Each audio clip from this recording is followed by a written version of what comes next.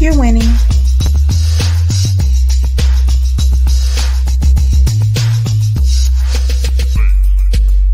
You're winning.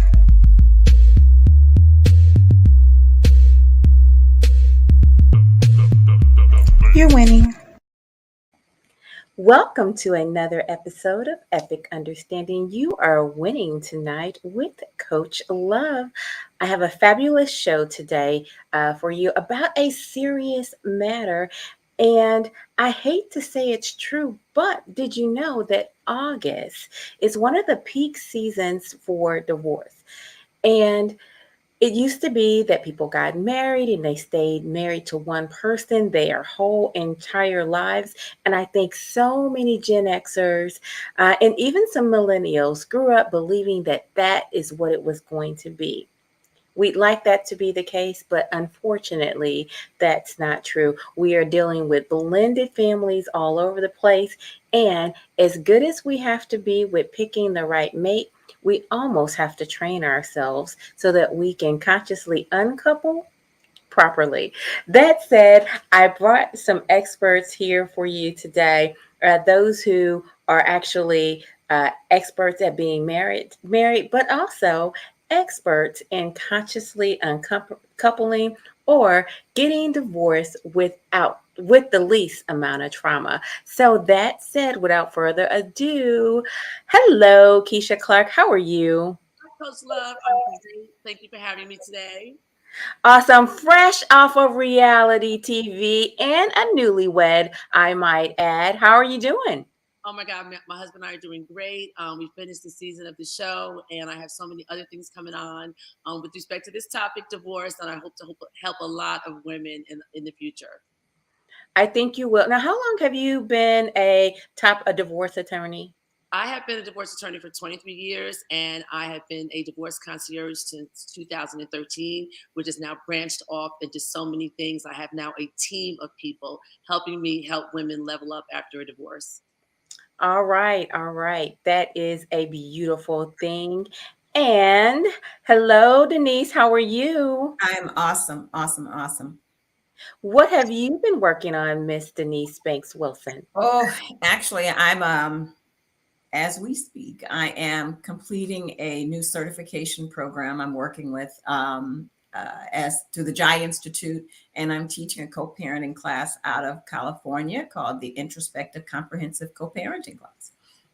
Yes, we really need your help because you're giving us a lot of insight on how to put our children first. Oh, absolutely. Yeah. Yeah, I love it. I love it. All right, the empathy master himself. Hello, Dr. Lay. Hello, everyone. What's going on YouTube? So my name is Raheem. I am a 20-year clinical therapist, and I am currently working on my emotional management and empathy course, working with young men and older men as well as young boys. Okay. Now, as I understand it, you have some children's books coming out. Is that correct? I was gonna keep that a secret, but yes, I do. It's too I late. do.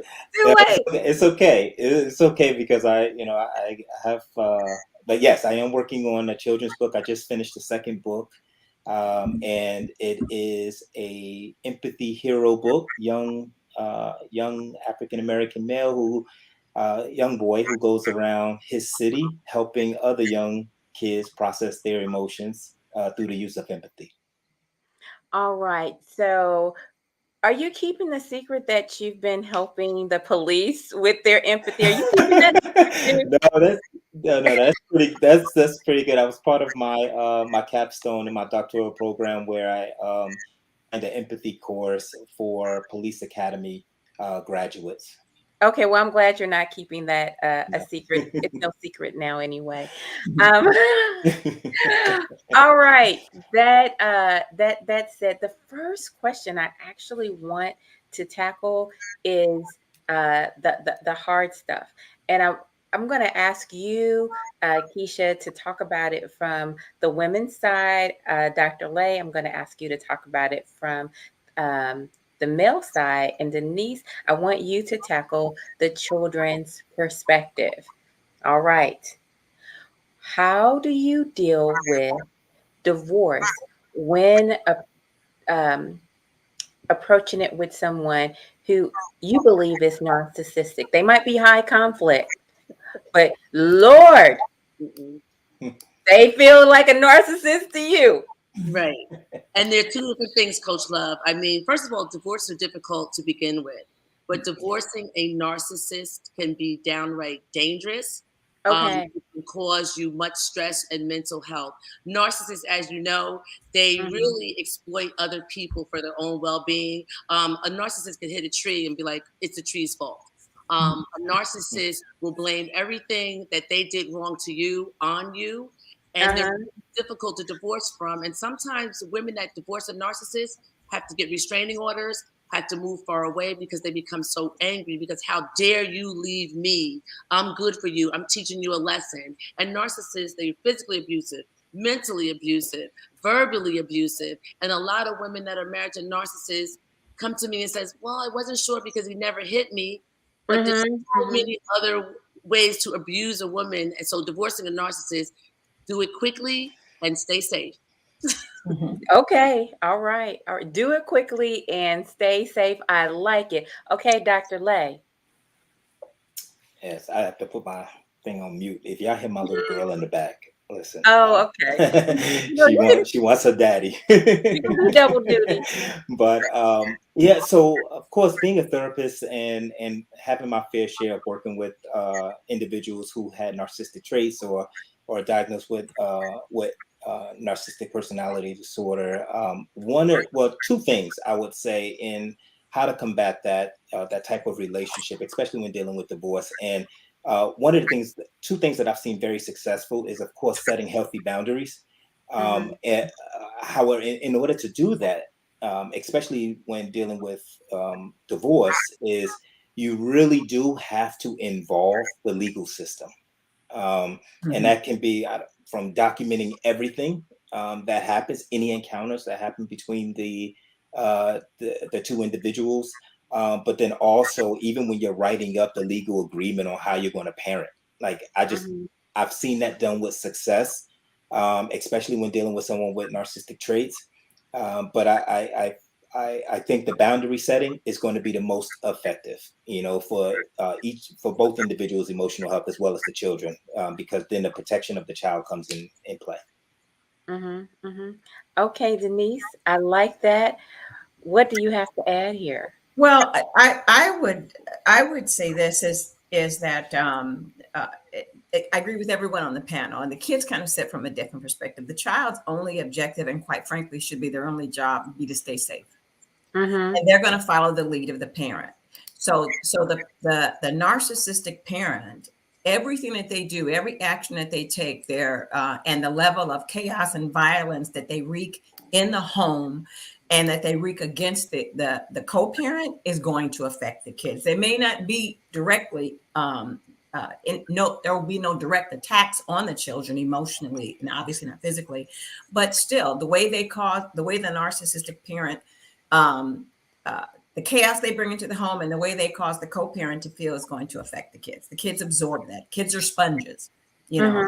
anger in, anger out. Whatever they're witnessing, whatever their experience is going to affect them. But I would say one very practical thing that we see is that when the narcissistic parent, the opposite parent, the co-parent has to do all of these kind of things to keep themselves safe.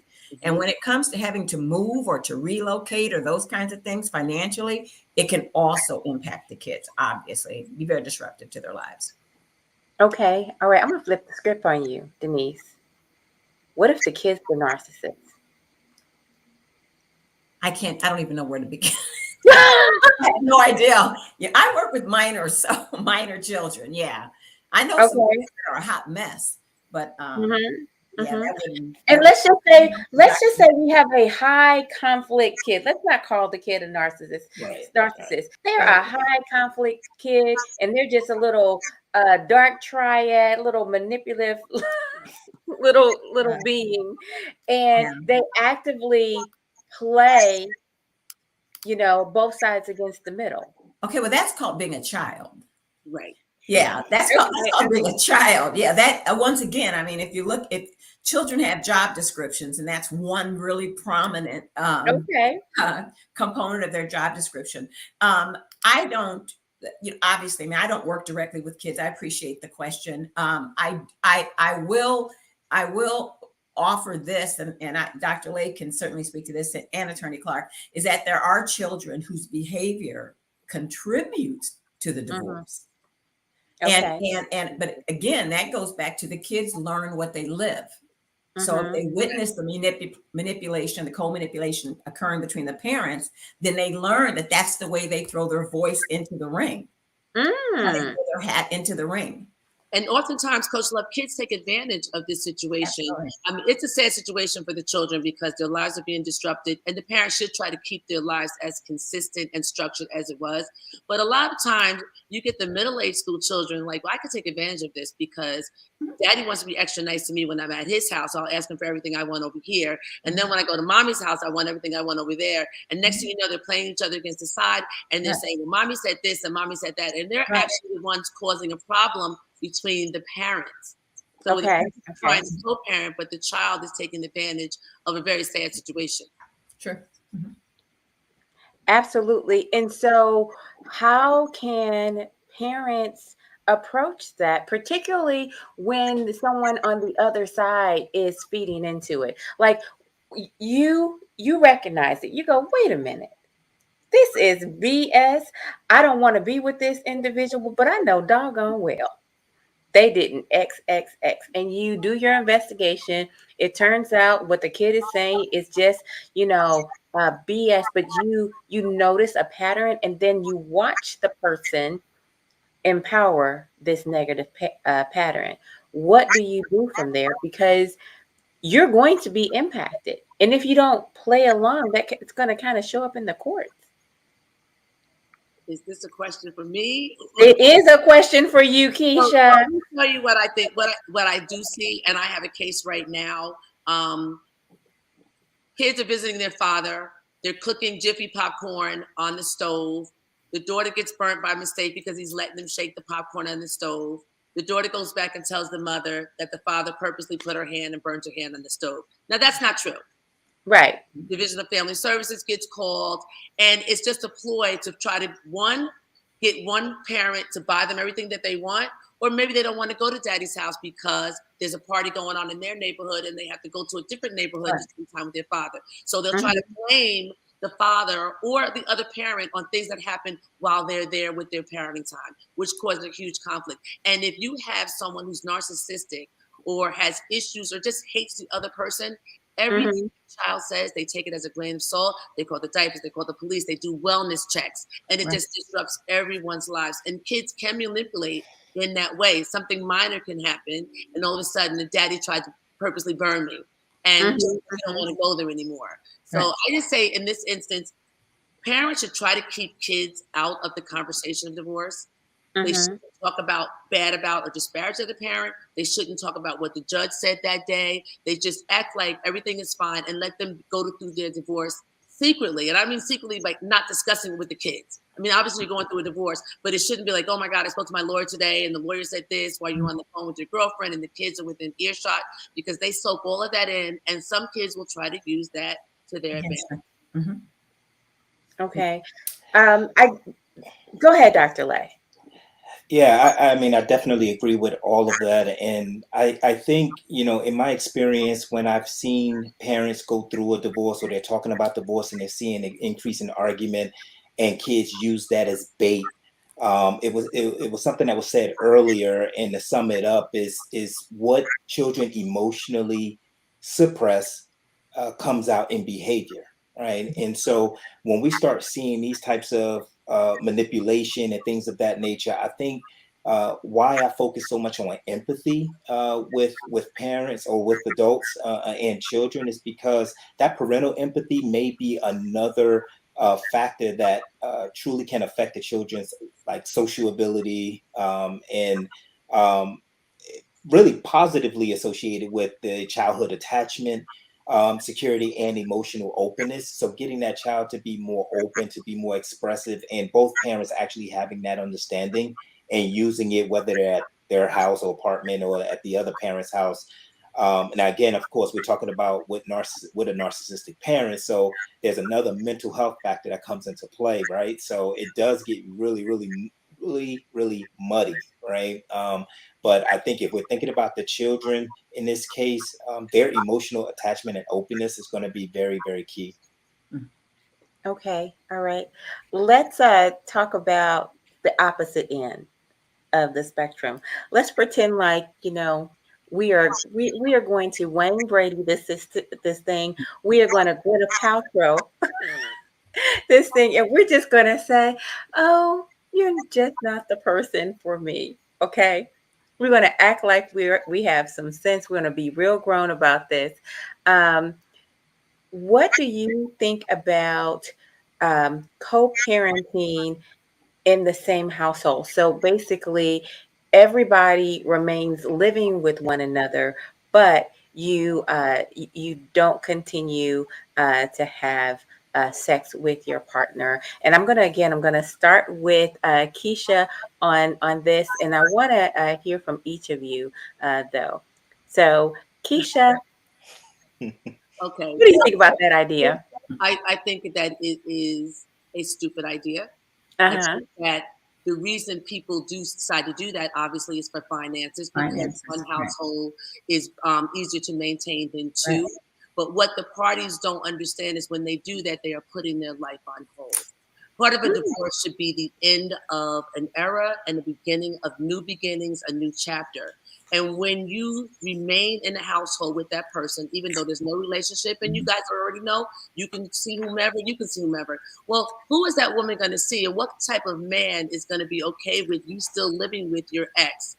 You're not ready to move on. You're not opening the door for the universe to bring you your new beginnings, to bring you a new perfect partner, because you're still living there. And quite frankly, you haven't let go. A divorce is the end of an era. It is like dissolving a corporation. You don't dissolve a corporation, but stay in the building. Yep. The corporation, and everybody goes home. You know, for you to stay there, you're not moving on with your life, and perhaps that financial situation. That's 100%. I'm sure the reason. Oh, yeah. Okay. Because they can't afford two households, but you got to figure it out, because you're slowing your own life down, and you're not moving on. Wow, wow. Attorney Clarke said you don't have to go home, but you can get up out of here. She's like, cut it. 100%. Okay.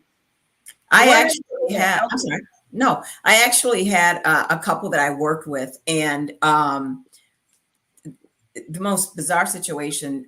Dad lived downstairs. Mom lived upstairs with her boyfriend. And they had two daughters. Okay. And I knew it was an issue of finance. It was during COVID, so it was difficult for Dad to find another place. But it was really an issue of finances. And Mom was absolutely.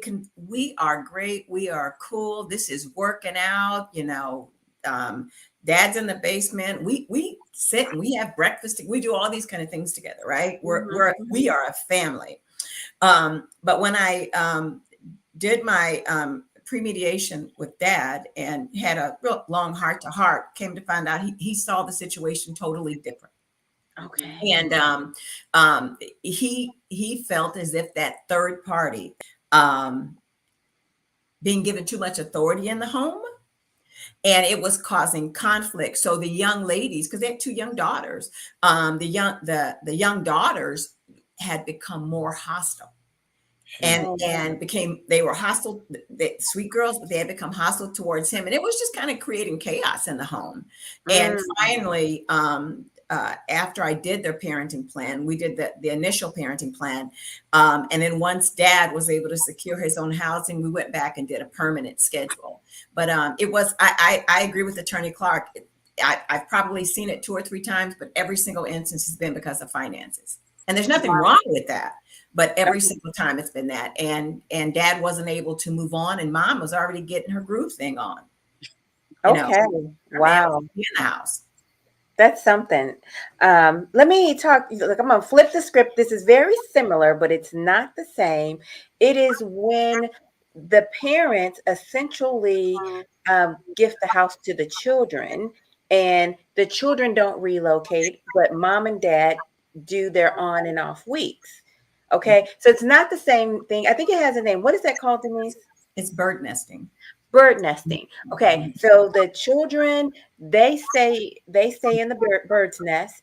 They don't change schools. Mom comes in one week, all right, and then dad comes in the next week, all right, and they have their own place, Right. but they are only parenting on their week, and the children have a stable foundation. Is that more doable? It's more doable, but there has to be some really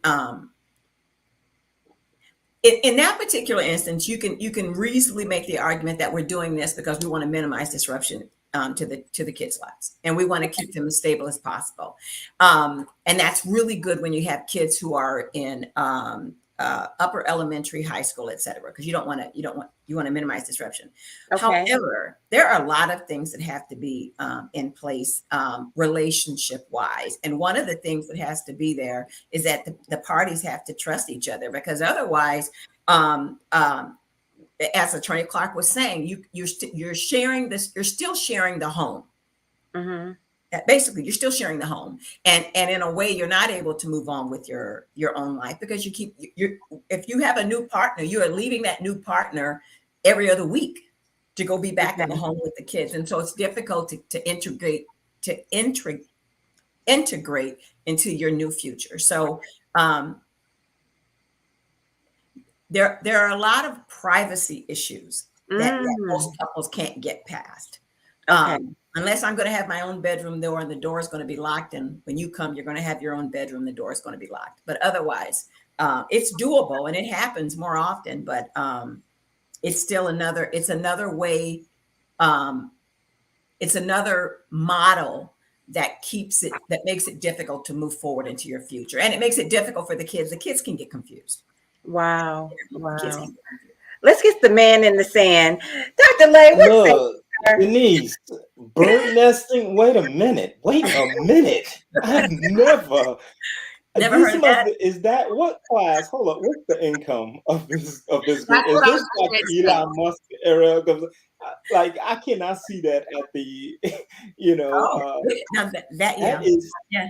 Oh my God. I can't help but think about the emotional instability that comes along with whether it's the first scenario that you gave, Erica, where everybody lives together, essentially. Like, where's the divorce? If you're still being intimate, that is a form of communication, for one. That is no. They're no longer. That's right. You changed the scenario, right? Okay. No. First scenario is this: you are no longer having sex at all. You're living with each but other. You're living together. The reason why you may choose to live together is because the kids don't have to change school. Everybody gets to continue to share their finances. But you are divorced and you are dating. Everybody's dating. Yeah. As you were talking about that, it made me think about Ashton Kutcher when he was with Demi Moore, and I just remember seeing him on the red carpet with the kids, and Bruce Willis was like right there. Yeah. I don't know how I dissected that. I don't know how to make sense of that. And I think you got to have some real, true dialogue in that family. And I think they must have some mediator who they're paying a lot of money to really give them the verbal confirmation needed in order to survive in that type of that type of household every single day, where you got one upstairs, one downstairs, and they just make it work. I also think, the kids definitely have to be in that operational thinking process where they still get to see mommy and daddy. They're not analytical yet, though. Like, they don't get along. It's money, so I could see it. I could see it working for the youngsters. When they get older and they start smelling themselves and those different growth spurts come into play and they see that dynamic, I don't know. I've never seen it done either. So I don't know, but I wonder what that would be like, Well, you know what? The reality is these types of things are happening more often. And so, although, it sounds like everybody on the panel is just like, cringe. No, but I mean, It's definitely, it's happening. It's happening. Yeah. So Coach Love, I actually have a client currently with the nesting. These people that do this bird nesting, just so Dr. Lay gets it, for the most part, they are high income earners. That's Their what I thought. incomes are, close to $1 million, million plus a year. They're able to have 3 houses. They're Right. able to keep the house and the nanny with the kids there, and each parent comes and stays in the marital home. And what the other parent's not there though, and they stay a week and then they come in. That way the kids get on the same bus, same nanny, both parents come. But they're high income earners and their kids are really young. I don't think that would work with 12, 13, 14, 15. Exactly. They would Right. find the situation to be quite whack. Yeah. Right. Yeah. Only we live here, Mom. My mother and father don't live with us. Yeah. Right. But I do have a client currently that both her and her husband live somewhere else, but they have a beautiful marital home with a nanny, and they both go every other week and stay in the marital home. And I said, that's fine now. Let's hurry up and get you divorced, because when your kids are 10, 11, this is not It's going to not work. going to work. Right. Right. I want to give you guys some pushback on this, and I'm going to drop the income level, and I'm going to maybe possibly remind you when, but if not, I think maybe you can get with this scenario where there was a grandmother at home, okay, and you are in maybe a lower income bracket, and kids actually ended up staying at Big Mama's house or grandmama's house, and baby daddy would be down there on the couch or actually in the basement or whatever, and baby mama had her room, and everybody was living together, cohabitating together. But baby daddy knew he better not be bringing that new chick there. Don't bring her here. And then you end up with these families, right? You end up with these families that say, okay, well, we're not married, but we always going to be family. I cannot tell you truly, even though this has a name down now, I must say people of modest incomes have been doing this for a number of years. And they would just say stuff like, yeah, we're not together, but we're always going to be family. And everybody still comes over for Thanksgiving. I think it's the middle America that has trouble doing that. When I say middle America, I'm going to say middle income people. I'll jump in here and say this. I think what the phenomena that you're describing has as much to do with our culture, and that we had large extended families. Right. Can I some color purple? Because everybody was in that house. Quite frankly, if the kids are on the same floor with, if mama's upstairs and daddy's downstairs and the kids are with grandma, that's part of the problem anyway. I mean, it might be part of the these problem, people are parenting. But yeah, there was a lot of layered. You're right. Yeah. There was a lot of layered parenting, and I'm going to bring up the color purple. Do y'all remember all the people that was living in that house? Yes. Yes. Remember, what was Oprah's husband's name?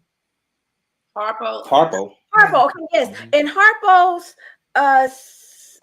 mistress, whatever she was, she ended up living with Whoopi Goldberg, and no, that's Danny everybody Glover's. was in there. Yeah, Everybody was in. Yeah. And Suge, wait a minute, and Suge was there too. Yeah. But I think what correct me if I'm wrong. So if we're talking about divorce, right? The studies show that the number one reason for divorce was like the lack of commitment. I think it had a ridiculous number. It was like 73% of divorces in America. Lack of commitment, arguing too much was up there, And when I see those type of numbers and the reasons for, if they didn't communicate well, and I do hear people in counseling sessions that say, man, we're better as co-parents than we are as husband and wife, right? So I guess in saying that, me personally, at least from a male perspective, men ultimately want peace. And I would think that if they are looking for that or they're wanting that, they're either going to be far away from who they're next to, from arguing and all of that kind of stuff. Or if it is peaceful, to not only still be with your kid, because the men do ultimately want to have relationships with their kids. And so if that's what it takes, it takes a village to raise a family kind of thing. I guess if it works, but that in today's time, I don't know. I don't know if that works. I think that what Denise Wilson said, it's a cultural thing. It is. But those situations where you see mama's daddy on the second floor, grandma on the middle floor, somebody in the basement, we're talking, that never works. You don't move on. That's when you get restraining orders. That's when you get girlfriends coming because you're still living with your baby's mama. I mean, that just blends for chaos. I always say in a divorce situation, be ready to move on. Stop lingering. Yes, you have kids with this person. Try to do healthy co-parenting and start your life. You don't need to live with his mother. You don't need to live with your mother and have him in the basement because he has nowhere to go. You have to figure it out. You were bold enough to get married. Be bold enough to get divorced the right way.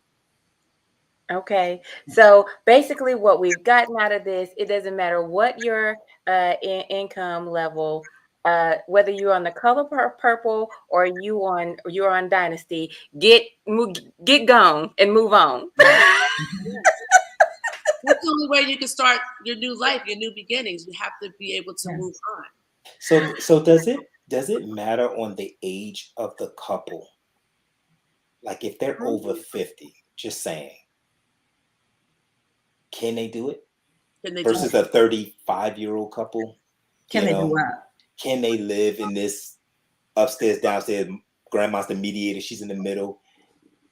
Well, not if they're in their 50s and 60s. I guess if they're in their 50s, yeah, I guess that wouldn't work. Yeah, I really don't see how that. Hey, you're a loser. Yeah. If you're in your 50s and getting divorced, and you have to move with your mother and put your ex-wife in the basement, there's a problem. Finances is, but I mean, finances are quite the real thing. It's the number. Yeah, that's a big reason. It's a number 2 reason why people get divorced. Well, lack of commitment, but I call it infidelity. So infidelity, what you call lack of commitment, and infidelity is number 1, and I think physical abuse is the 3rd. Disrespect and abuse, physical, domestic violence. So between those 3 things, but finances really can tear a family apart. More so, believe it or not, than abuse, because like I said, a narcissist can abuse in ways that don't have physical.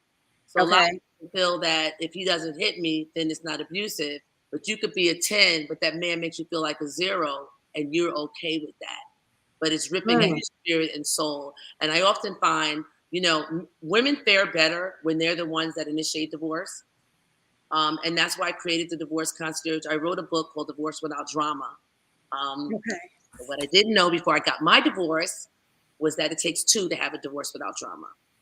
You can keep your eye on the prize. You can stay focused. You can keep your integrity. But if that other side is a narcissist or just angry that you're leaving, then you're going to have a hard way to go. And that's why I say, focus on the prize, put your money aside, get the divorce, and be gone. By the time a woman asks for a divorce because her man was, I say AAA, affection, attention, appreciation. I think that's what every woman wants. And most men want that too.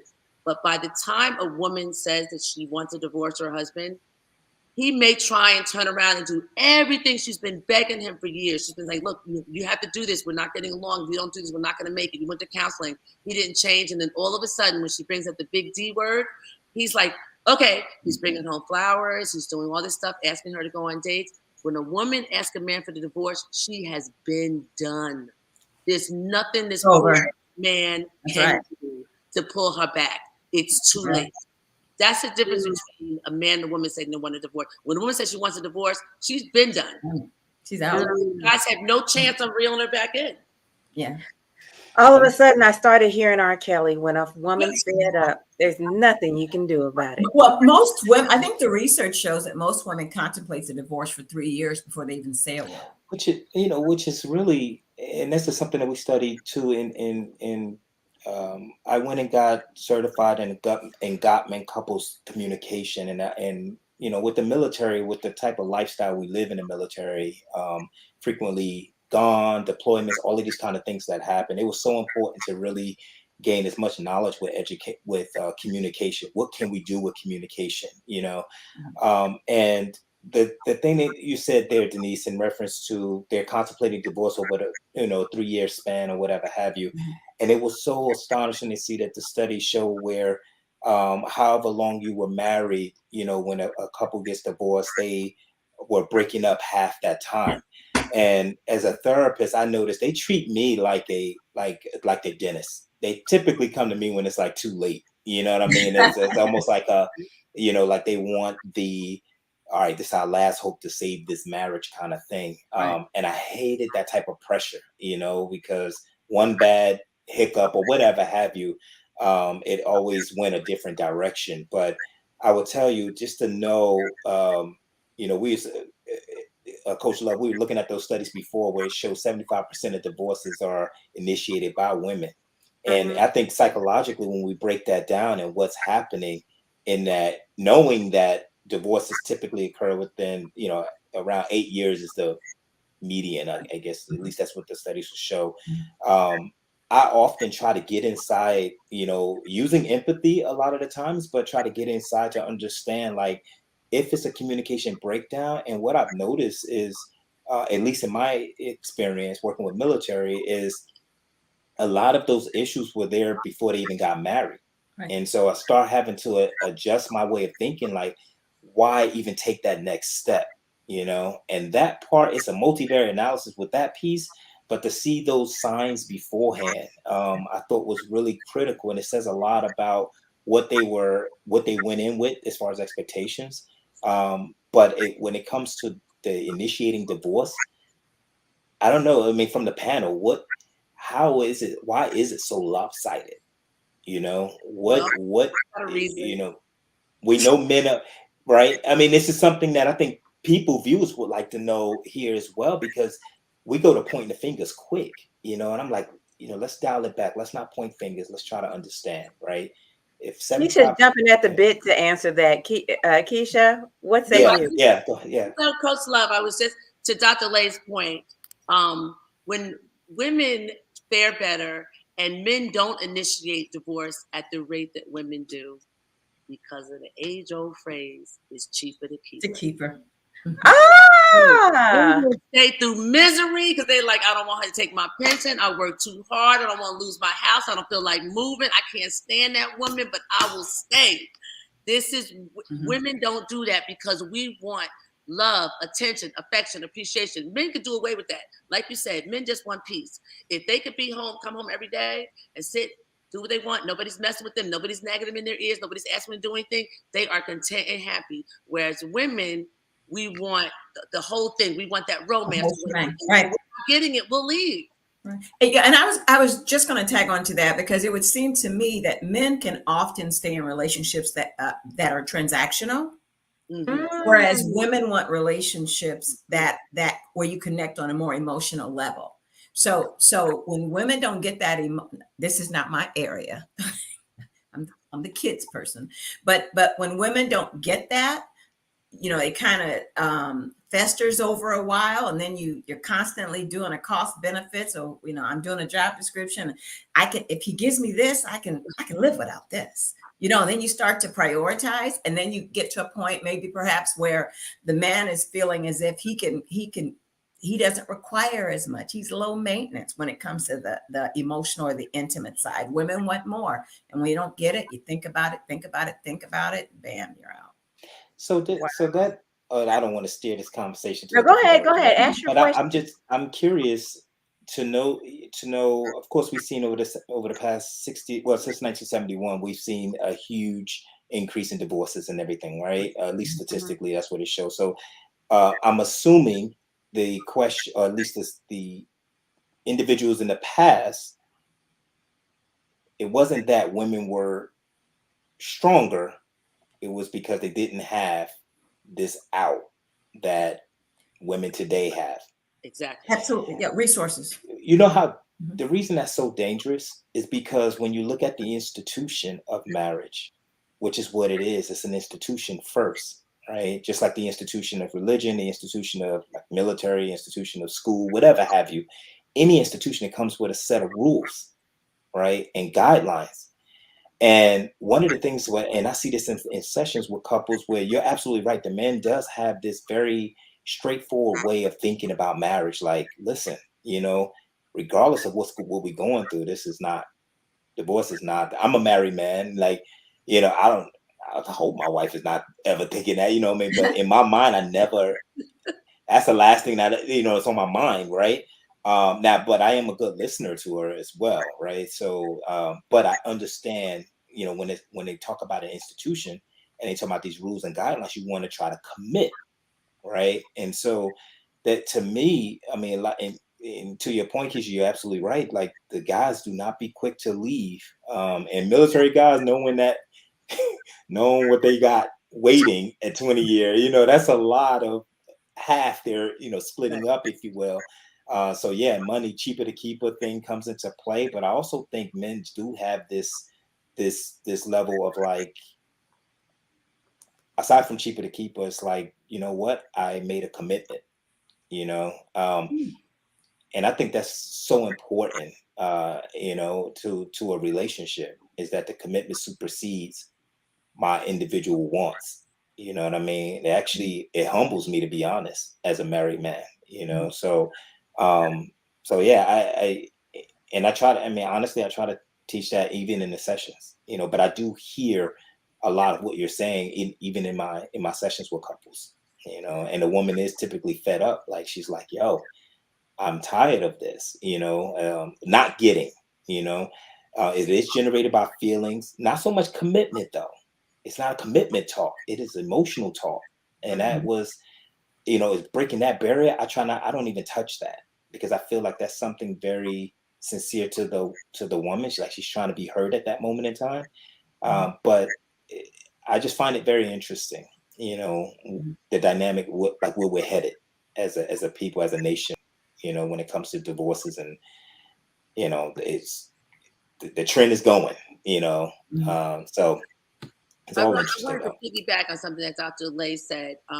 When he meets these people, it's a lot of pressure on him, because they're like, look, you are our last straw. Like you said, the marriage is probably already over. And one of the reasons why that is because people spend so much time planning for a wedding and not for their marriage. They're planning a wedding. They're not asking the questions. How many kids do you want? Do you want to live in the suburbs? Do I have to stop working? Am I going to be a stay-at-home mom? Are you going to be a stay-at-home dad? Can I keep my career? Are we going to have a nanny? All of these conversations need to be had, because they wait until after the party's over to find out, oh my God, I thought you wanted 3 kids. No, I don't want no kids. And I don't want to live in the city. And by the way, if you have a child, I want my wife to stay home. And you've gone to graduate school, you got your PhD, you're a lawyer, doctor, and all of a sudden, this guy. This is what happens because people are so psyched about that gown and that wedding. They don't think about their marriage. And I think when people start doing counseling and talking about the marriage, and I'm not talking about the 20-minute thing that you go to your church 3 days, a week before you get married. You need more than that. You need more to discuss how you're actually going to live your life and take care of this institution or corporation that you're building together. I think just and I think I'm describing what you're saying, but some people will use the marriage to try to save the relationship. They'll use the wedding to try to save the relationship, and a baby can't save a relationship, and getting married isn't going to save the relationship. And that's too often, I think, what a lot of people, if you don't marry me, then we're going to break, that kind of thing. We can't save the quality of this relationship, change the quality of this relationship by getting married. Now we've got a whole, when we're divorcing, we're still paying for the wedding. Right, exactly. Still, because we put it on our credit card, we're still paying for it. I had a cousin and her wedding, I'm not lying, her wedding was $36,000. 4 years? Mm, 4 years. Wow. And she may very well have paid cash, but it still only lasted 4 years. Wow. And it was, and by all accounts, by everyone directly and indirectly involved, were able to say, we knew they shouldn't have gotten married. And individually, they shared that. But the invitations had gone out. Right. The And they deposit had been put down. hear on those- his Well, it was only a $10,000 a year party. Huh? What'd you say? I said it was only a $10,000 a year party. Yeah. Right. You know. So let me ask you this. We had a really good question come in from the chat, and they wanted to know where did mental abuse fall in on the divorce, and then I want to know, where does infidelity fall in? Okay, so when you mean what is infidelity falling? Okay, so what I think you're asking is whether or not infidelity has a play in your divorce, and does it factor into like equitable distribution of assets? Is that what you're asking? Well, no, I want to know, like earlier, Dr. Lay, he ranked, and you did too, you ranked the reasons. I just pulled it up. I want to know those two questions. Where does mental health come in? I mean, I'm sorry, mental abuse come in. Mental abuse, right? And then where does infidelity fit in? So this is And the ranking. Yeah, this is according to a 2020 study here, and this is the CDC, right? And it says, at least for Americans, right? Lack of commitment, which Kecia said, it may be that infidelity one. That's the highest, 73%. Argue too much, 56%. Infidelity. Now they overlap, meaning they gave more than one reason. Okay, so that's why these percentages. So infidelity is number 3 with 55%. And then domestic violence and abuse, that's actually the last one. It says 25%. It was that was the least reason for divorce, right? I don't, that may be so higher first than of all, that. I don't think that may be higher than I don't think the Center for Disease Control can actually put out a thing on divorce rates. So I'm going to tell you right now. Let me see. I just did a whole blog on this. Infidelity is the number one reason. Mm-hmm. The second reason is finance. The third reason is abuse. And the fourth reason is I simply don't love you anymore. Okay. So attorney, who's cheating? Who's cheating? Who's doing all the dipping out? So that study, you know what? Let her answer this question. Yeah, because that study, I just came off of a live, so it was interesting to hear that study. It's funny you're mentioning that because I thought the numbers were, I was jaded. I thought it was men, and no, it's not. So I was shocked. I really did think. Who's cheating, Kecia? Who's cheating? Okay. So let me say this. I have all my sisters back in all of this. So when you're looking at infidelity, it would appear that men are the cheaters, because when I get my divorce clients, especially men, they've already moved on. They're like, let's go. I got my girlfriend. We're going to Aruba. We're doing this. We're doing that. And the wives are like, they're crying. They're upset. They don't know how they're going to make it. Are they going to be able to take care of their kids and maintain the house and all this other stuff? But in reality, and this is what I had to say, is that I believe that women do cheat more than men, but men get caught more. Because men's ego will take a woman to the same restaurant they take their wife, because they want the maitre d' to see, look at me, I'm here with this other one. And women will go to a whole nother state. Okay. Right. Kecia, you were right. Let me ask you a question. So I want to kind of unpack. I keep feeling like I shouldn't even be in this part of the conversation, even though it happened to me twice. But I want to unpack cheating. Are we talking about? Are we saying? How do I say this? I love Denise for this question, because I know what you're asking me. Okay. If you get a text message and you can't tell your husband, that's cheating. If you're going to lunch with somebody and you didn't tell your spouse, if you got a work husband and a work wife, that's cheating. In my book. If there's something you're doing with someone else that you can't tell your spouse, that's cheating. So we're not just talking about intimacy as far as making love. If you are going out to dinner or going out to lunch with someone and you're not telling your spouse, then you're cheating. If you're texting and having phone conversation with someone on the way to work and you can't tell your spouse, to me, that is cheating. Okay. I think you got it right on the head, because those things, you are cheating. Right. If you can't tell your spouse, and that's, to me, that's the best measuring tool. If you can't comfortably tell your spouse, then you're doing something wrong. You're cheating. Right. You know, that ex-boyfriend or ex-girlfriend that says, oh my God, I haven't seen you in a long time. I saw you on Facebook. Maybe we can meet for lunch. Oh no, we cannot, ever. So that should be. Or let me see if Janet's free so she can join us. Yeah. Oh, right, exactly. Let me call my husband to see whether he could join. Exactly, yeah. Denise. Exactly. And many couples, especially the people that are married in their 30s, they don't think that that's cheating. Unless if they're not in bed with someone, then it's not cheating. If they're texting other people, they don't really think of that cheating, but they're ruining their relationship, because at the end of the day, it is cheating if you can't tell the other person. Because if the other person finds out, why didn't you tell them? That goes through their mind. Like, why didn't you tell me? What's really going on here?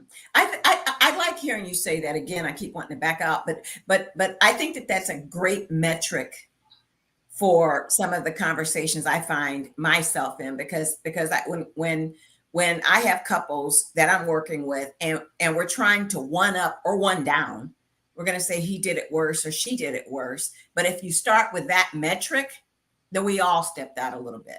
Exactly. You know, changes the trajectory of the conversation. That's where I come in and say, all right, now let's talk about the kids, now that we've got this honesty on the table. So in that marriage is religiously led, right? And when it speaks about adultery of a marriage, right? The level that because, and I say this because in couples communication, because I often hear that, I see that where I call him texting someone, right? And somebody or whatever. And my question would be, do you have a problem with telling her who you're texting, or why do you go out on the back porch to text this person? Do you see how that looks? Just to see if they got insight, right? And I do recall comments or feedback is like, she's, controlling, people that I actually find as friends who I have, connection with prior to even getting with her or whatever have you, she's jealous of. So then they make they circumvent this situation by like, what she don't know won't hurt her. That's still being untruthful, in your marriage, right? And so I make that very obvious to them, because again, at least in the military, and I can go on the record and say this is across the board, that perception does matter, Right. And we have to carry that as such. We have to look at perception like truth. If that's the way it's perceived, because you're going out back to text her, it doesn't matter if she's in another state or another country, you would never see this woman ever, right? Or whatever.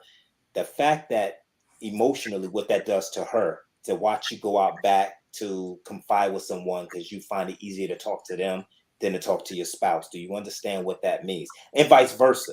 The other thing I would say too is women typically cheat emotionally, which I think is more detrimental than sex, to be perfectly honest with you. And I only say that because sex is glorified a lot of times by women, because they usually are going to sleep with somebody actually have an attraction to. Men don't need that. And so it's not glorified at that level, so, but it's still painful, of course, because you're stepping outside the marriage, right? You're stepping outside the institution. So nonetheless, when it's an emotional infidelity or whatever, I do find that men find that more difficult to get over than women getting over a man. He deployed. I mean, I'm thinking military. He deployed. He has with somebody there. She finds out through an email or something like that, and she still stays. And it's like, yes, she can't trust him, but she's more tolerable for some reason. I don't, and it could be because he holds the cards financially and all of those kind of things. But when it's an emotional thing, though, when the man find out she is emotionally connected, that's more painful.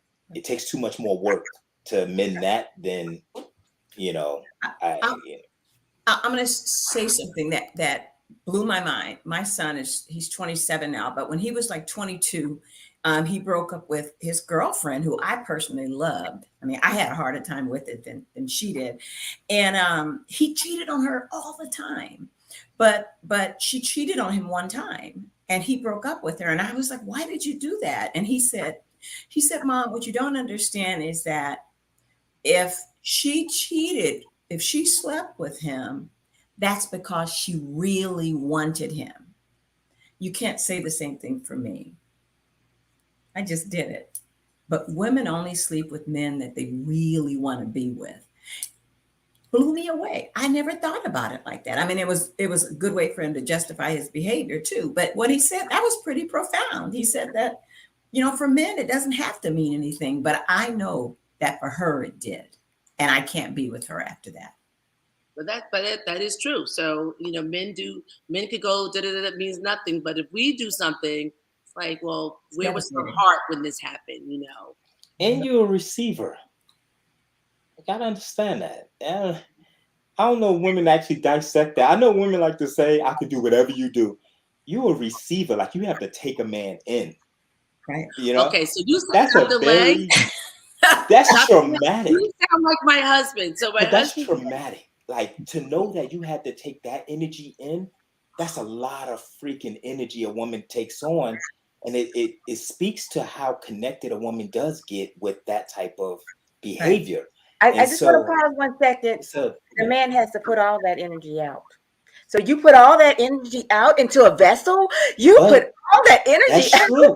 That is true. But here's the thing that's so funny though. A man, when we're talking about, and it's not to get grossed out or anything, but when you look at a man and his reproductive clock, basically, it recycles every single day. 1.5 million sperm cells every single day. You basically getting a new man every day.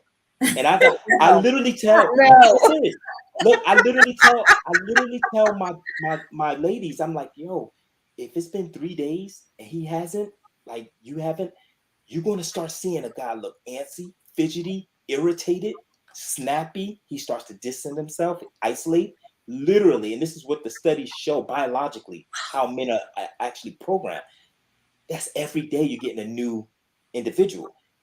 Not for a woman, though. So it's like, I'm not saying that you should make it a duty or anything like that, but when I see infidelity happen, man, it's so lopsided and it's unfair. Like you said, Denise, your son always cheat. Boom.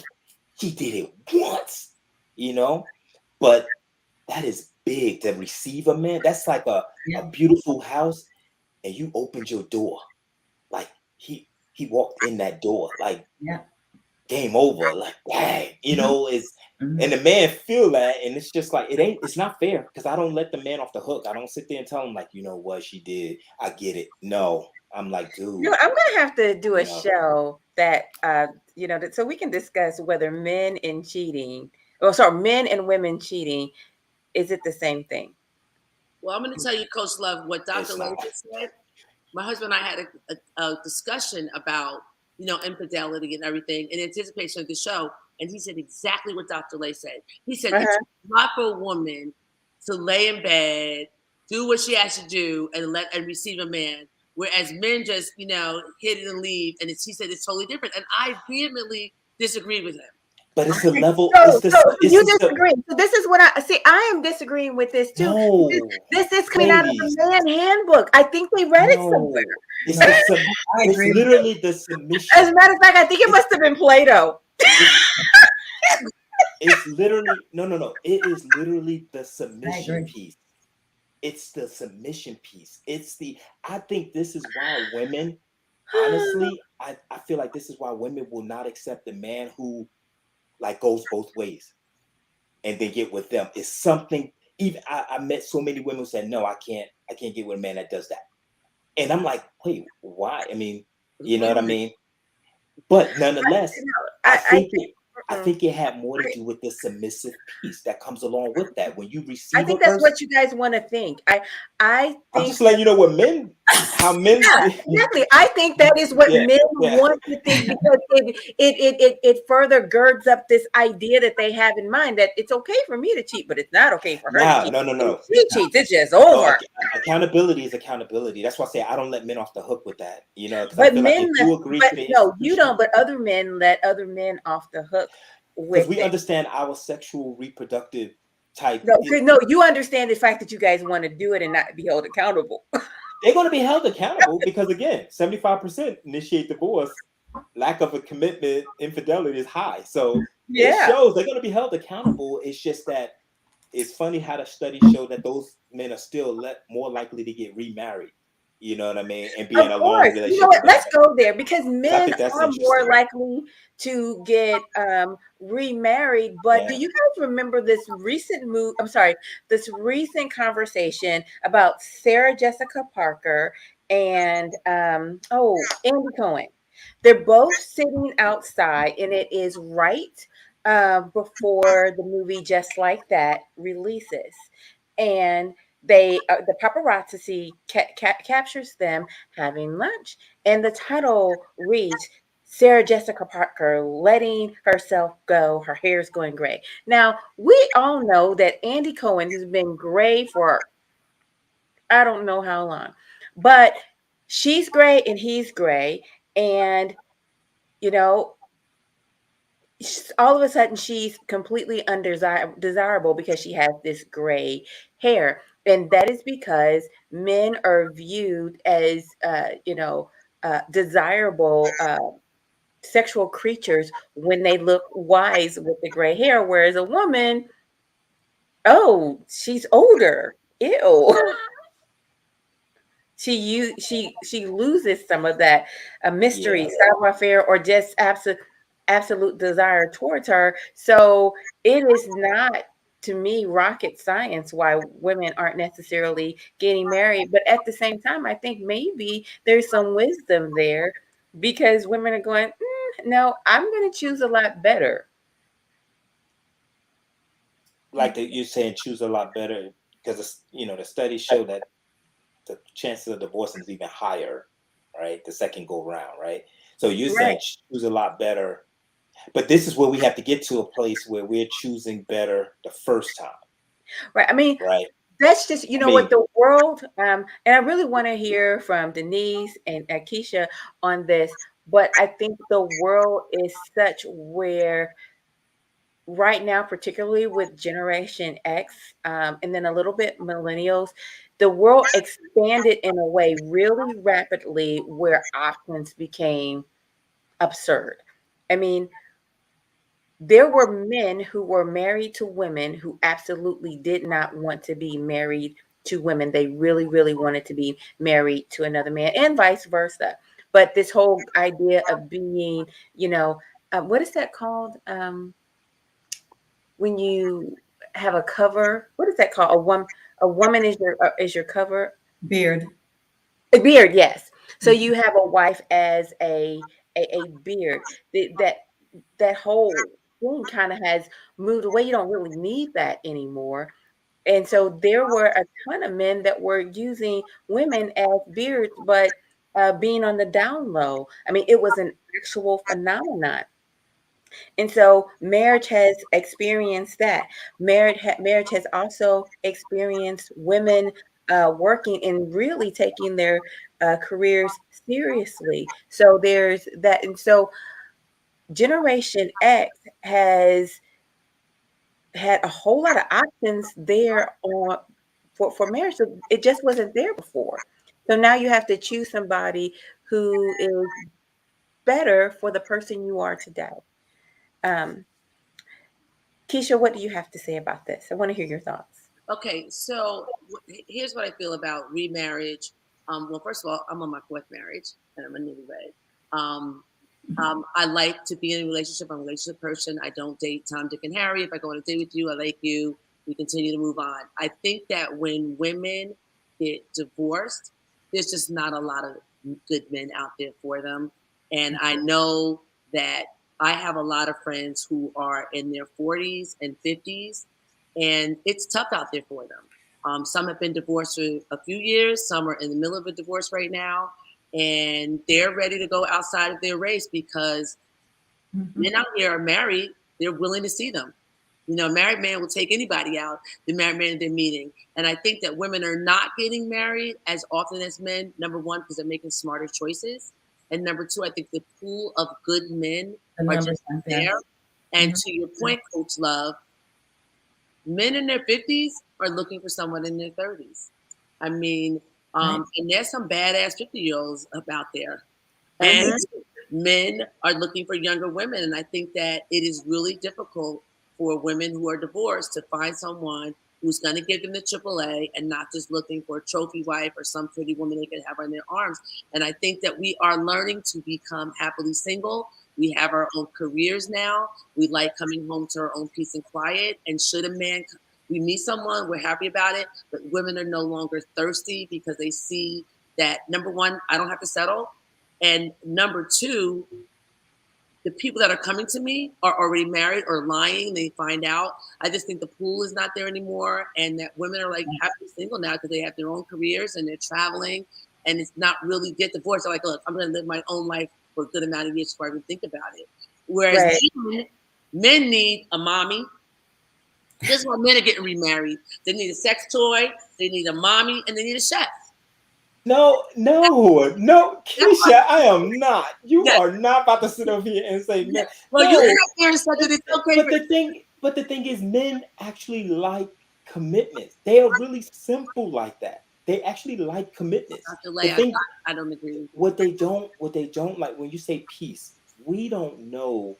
We have not defined peace in a woman's perspective yet, right? You can hear from a man when he says, man, like you said, come home, he just wants to, whatever have you, right? I'm going to bother Dr. Lay for a minute. Dr. Lay, women want peace. Men want a piece. Listen, so I know I'm outnumbered up here, but I think Denise is on my side. I think she knows because she got a son. She got a son, so she knows. But here's what I say too. There's a money part to this, right? There's an economic piece to this. There is a capitalism piece to this. And when you look at the studies of who spends the most, who accrues the most debt, it is single women. Like, honestly, if I'm capitalism, I don't make money with you married. The studies literally show you actually save more. You literally don't spend as much when you're married. Right. And it went closer to that the national median for household income when you're married. It's really no money to be made, So I'm saying, even in that money aspect, I need you to spend. I need you to get out there, get the jobs, get all the degrees you can, and spend, right? But the problem is, I meet so many women that are in there, and Kecia, they don't look. They don't look like you. You know what I mean, or whatever. I'm saying if you're using the whole sexual market value and all of that, they don't look like this, right? So they are sad. They're lonely. It's okay to be alone. They can accept that. Wait, I've been putting all the comments up, but I have to put this one up because No. I'm sorry. Listen, if women are leading the nation in filing for divorces, if you will, then it goes to show, yes, we could say cheaper to keep her, but ultimately when men get set in their ways, they really just like that what's normal. The infidelity, I get it. There's ways to fight around that, of course, because I've helped couples work through infidelity. So I can't even give that much power, right? It's something else. There's this mentality now that's growing like, I can do better, right? And yes, essentially that's a good title to have. But when you're seeing the poverty rate now being women in their 60s, like, to me, that's scary to me. You know what I mean? And we want to try to slow that bleeding down, really. So we got to find a way to communicate, men and women, you know what I mean, and stay married, as much as we can, right? But we have made it very easy, Kecia, you said it, like, you can make money. Women can make money in divorce. Men really can't. That's something to really think about. I mean, money is leading that way. If that's hypergamy, I don't know, whatever that may be. But I know when they come in my office, even though I may be the last resort at times, I really do make it my energy, if you will, to say, you know what? Marriage is about love, divorce is about things, and I Right. guarantee you, when they start talking about why they getting divorced, it be things. It's never about the love. Every time I talk about the love piece, like what they really connect, respect, honesty, and trust is what I teach love is. How do they respect you? When the last time you were respected by your spouse or whatever? And they're right there talking about it. When the last time you trusted them? When the last time were you honest with them? Whatever. I speak from that angle because I really want them to know, like, yo, we can get through anything. And these are military couples, so I'm like, if you can get through a 12-month deployment, man, look, we can work through this. It's just that they got to believe that. The way they believe they can do better, they need to believe their marriage can get better. That's how I look at it. So when you say you're teaching people to work through infidelity, I'm not saying you can't, because I really do know that you can. But you also said that the emotional injury was worse. The last time I checked, I've never seen anyone catch HIV or any other sexually transmitted disease from an emotional, uh, you know, emotional break. No, that's a good point. And And so if anyone, man or woman, who exposes this entity of marriage, that entity to that kind of injury, I question their judgment period on every single level, because now I cannot trust you to protect me, because you've actually put me in the lion's den as well as yourself. you're absolutely right. Not again, behavior has consequences on both ends. The Mhm. reason I say that emotion is more damaging because you can't see it, and oftentimes it's tied to either whether it be childhood trauma, something they Mhm. witnessed from their own parents that they brought into the marriage. There's so many more connections to it. So it can actually affect, the children and things of that nature. Just like, being contracted with HIV and things of that nature, right? So you're absolutely right. Neither one is excusable. First and Mhm. foremost, let me please go on record and saying that neither one are excusable. When we're teaching men to take accountability for their actions and focus on discipline, we have to first allow them to dissect what it means to be in an institution, why it takes loyalty. But I will tell you, if you're literally going off just the natural beings of men and women, monogamy is, I'm not saying it's not natural, but you have to put boundaries and barriers in order to maintain monogamy. You have to put a higher purpose, something higher than your own immediate, wants or whatever have you. And And that's the one thing that we try to teach men, because that is something that's exploited at a very young age. Boys and girls, they literally learn about their immediate wants. I want what I want when I want it very early. To get to 27 and still doing that is hard to just shut that down, right? Right. So Mhm. we just have to teach them tools. And the first line of that is that level of understanding when it comes to emotional intelligence. Your Mhm. emotions matter. How do you get to that level of comfort with your spouse and explaining to them that if we're going to do this institution, we're going to have to understand that they're going to be boundaries, they're going to be guidelines, and then what steers them to that, to wanting to do that, to Mhm. actually go out there and be with a woman or go out there and connect with a man emotionally. you know to me, that's a cry for help, and that's how I explain it to them. That's suppressing it coming out in the behavior, something you're missing. What is it? Mhm. To get to the root of it. And once we start to hear those words, one of the things I teach is the empathy vocabulary. Like, they are not allowed to say, and women are notorious for doing this in a couple session, is saying, I feel like, or I feel that. Soon as they do that, I know they playing games. And I Mhm. want them to literally focus on the feeling aspect. And we start to see, when we unpack it, man, it really has nothing you can do with the husband. And the husband ain't have nothing to do with the wife. They brought that into the situation. They just unlocking some old stuff, put them in a vulnerable state. Them sessions go for like 90 minutes, sometimes longer. But I know I got something good there. It's just I got to close them back up before they leave my office. because that emotion is going to turn into an argument in the car. I already know, you know, Mhm. and so I don't want to lose the couple, right? And so that part of explaining to them that your actions have consequences, they even know that, you know, they actually know it. The point Mhm. of the matter is, though, what is that action tied to? What emotion is it? And a I'm lot of just it. going to have to say, I'm going to let Clatrice have the last word. She jumped in from LinkedIn. She said, I can do bad by myself. That's what she said. And I think that Oh goes for God. it. Okay. But I do want to get Denise's opinion on this. Denise, Mhm. should the children know about the infidelity?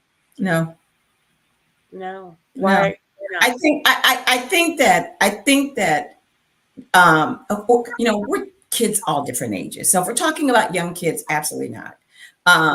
The young kids need to know um, about, you know, when is the next popsicle coming my way. That's what Mm-hmm. young kids need to know. Older kids, the older the child become, the older the child, the more information that you can share. Mm-hmm. Um, by the time you get a child, not a child, by the time you get a preteen, a teenager, they already understand the dynamics of relationships. They know something happened. Mm-hmm. And if they have those questions, then you provide information, but they don't need to have the details. No, not at Mm-hmm. all. Mm-hmm. No, no. Our, again, speaking it from, you know, where I come from, and my role and my job in all of this is to say we tell kids what they need to know to stay safe. And if whether or not mom did this or whether or not dad do this is not going to in any way impact their safety, they don't need to know. They don't need to know. All right, all right. We're going to kind of bring this home. I am going to need some rules. I'm going to need some rules. You should always do this, and you should never do that when it comes to divorce. All right. Keisha, what are your thoughts? Yeah, let's go. You should always stay in your integrity and only fight for what's really important to you. Mhm. And you should never tell your children what's going on in the divorce.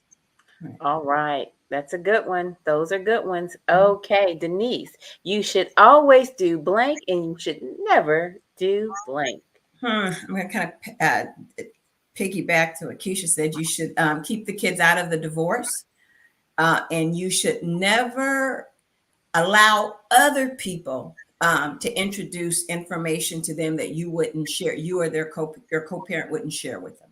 Oh, that's good. That's good. That's good. Wait a minute. I'm going to be so awful. So the the uh the cousin who's going to tell baby Susie that this is not your real daddy. Yeah, Keep yeah, her away. Because you yeah. know people do that. And they can be wrong too. That would be called. They can be That would wrong. be the ex cousin. That would Right. be the woman Just out formerly there known as kicking cousin. mess. Yeah, Just because your mama cheated on their daddy way back then. You know, but people do those kinds of things. They really do. I was being facetious, but it happens, right? Mhm. All right, all Well, right. I'm going to tell you real quickly why when that happens. It's I would never say anything bad about my kid's father in front of them, but I'm gonna let my girlfriend say it. That's what I do. Oh, uh-huh. Uh-huh. That's why I make that point. That's a very good point. That is a very good point. Okay, Dr. Lay, you have the stage. They had some good ones there, right? But I would say that you should always be honest with your decision making or about your decision making when it comes to a divorce. But you should never. What should you never do? I don't want. We said the great things about the kids and how to not to include them, but you should never include another individual while you're going through a divorce. I will say, you know, as far as Mm, getting in another relationship, I really do think that just makes the matters worse, Mhm. mhm. especially if it's a wingman or a battle buddy. Like, no, you know, I don't agree with him, but okay. What do you have to say? you Um, don't agree? no, I believe that I don't know why you should not start beginning to be single. You're not starting to see somebody obviously in the beginning of your divorce, but divorces can take 18 months, 2.5 years. Why would you put your life on hold? You should begin to get out there, start getting on dating sites and do what you need to do while you're going through a divorce. I always tell my clients and my girlfriend's divorce concierge, I have a certified sex therapist. Many of my clients have not had sex with their husbands in 5-10 years before the divorce. They don't even know how to get their groove back. They don't know how to be intimate. Perhaps they're into some kind of other sexual things that their husband wasn't into. Perhaps they want to get into BDSM now. Perhaps they want to do some other stuff they haven't done. Start doing it now. Let's doing some research. Like where do we go to engage in these type of things so that you're not embarrassed. That's what I do as a girlfriend's divorce concierge. I would never tell my clients, oh no, don't do anything. Put your life on pause for the next 18 months or 2 years. That doesn't make any sense because I guarantee you, he hasn't. Well, Right. and so to my military Ain't that the people, way? it is a UCMJ violation. Do not involve another person, okay? Look, but I feel like you do owe it to yourself emotionally to respect the process on both ends. I do believe, like, because the thing is, again, that institution is more meaningful, when you finish what you started, end it so that you can focus, on the next. But military, no, do not. No, he's like, You will be done. Like, violation. we see it so much with military members, man, and it's like, that's a UCMJ violation. That's the biggest no-go. That's an Article 15. That's out of the military. It's like, was it really worth it? Kind of thing. So, but yeah, I get it. I mean, yeah, I get it. So listen, for y'all civilians out there, Attorney Clarke said y'all could do it. If you're in the military, no. Oh my goodness. And I hate that I forgot to ask this question so we could really hash it out, but let's just give it to it real quick. Tell me why, yes or no, and tell me why. Can you still have sex if you with your spouse if you want to get a divorce? Can you what? Can you have sex with your spouse knowing that you want to get a divorce? Women, like I said, women already know they want a divorce 3 or 4 years before they even tell them and they're having sex with them because that's what life is. But they've already checked out. But even if you file a complaint for divorce and you have that crazy instance where you're cohabitating still because one household is better than two, they may slip into each other's room every now and then. It doesn't hold the divorce proceedings, but you should never do it. Okay, you should never do it, but if you do it. Well, I mean, if you do the immediate divorce, it doesn't hold the divorce. Nobody can say, well, wait a minute, we had sex, so that means we can't get a divorce. Nobody can claim that. Nobody can be made to stay married. I mean, pre-filing of the complaint, couples always have sex knowing they're getting a divorce. Okay. If you file that complaint, nobody needs to be having sex with each other. It's just a big mistake. Okay. Is there a rule? Look, if you go ahead and you look good that day, I think that's a Hallmark movie you're talking about there. Yeah. Well, you want to know what? Listen, look, they found that inspiration from somewhere. The fact that she put on that red dress just to go over there and give him his last box. Come on. Listen, you're coming at me because I got on the red dress. I'm going to get you, Dr. Lay. You knew that's the red dress he liked, and you gonna go show up without. You gotta take Wait a minute. No. Wait a minute. Excuse me, sir. Don't be coming after me because I got on a red dress, sir. No. Red is that's the. That's you know what? color, right? Okay. All right. You know what? I think we got it. I think we covered it, y'all. This was a great time. Family, stay backstage for just a moment, but it has been a really fun show. I think we got some good advice. We covered some issues and had a lot of fun with this truly very, very important and delicate subject. Do all that you can until you can't do anymore. Try to love your spouse, try to be faithful to your spouse, and nurture your marriage. But if you can't make it, You just can't make it. So take the advice that we have here today. And I simply want to say, thank you for watching. I'm so glad that you spent this time here with us. Bye-bye for now.